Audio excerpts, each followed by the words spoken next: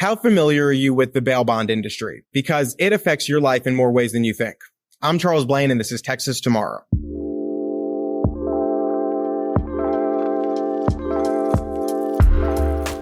The bail bond industry makes money by providing bond for people awaiting trial and then charging them interest on that, if you will.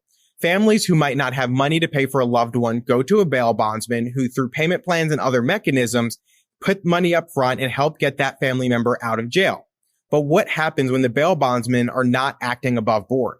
So recently, 53 people were indicted in a massive bail bond scheme where one company would falsify documents, particularly financial documents, to be able to provide bail to criminal defendants who would otherwise not qualify. And so once bonded out, we know that people often go back to the communities they came from.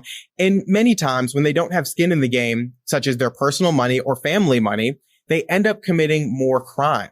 And they don't feel that they're responsible or should be held accountable for that. And there's nothing to hold them accountable for that.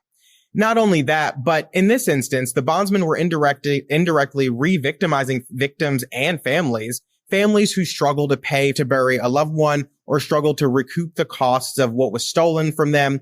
And they see these defendants walking around knowing that the family doesn't have money or the resources to get by. So surely the defendant doesn't either. So there must be something up.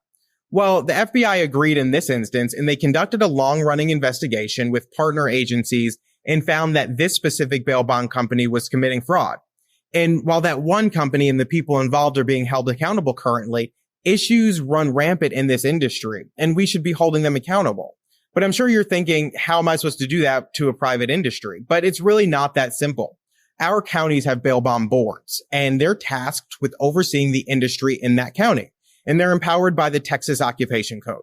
So while you don't elect these boards, though maybe we should, but that's a conversation for another day, the board is made up of your elected officials or those they choose to appoint. So think sheriff, district judge, county clerk, district clerk, and some other non-elected officials. And their meetings are open to the public, so you can show up and you should show up because they have a hand in what happens with crime in our counties. This is yet another board that requires oversight from us, and it's a hefty task because for every one we discover, there are 10 more boards that we need to watch.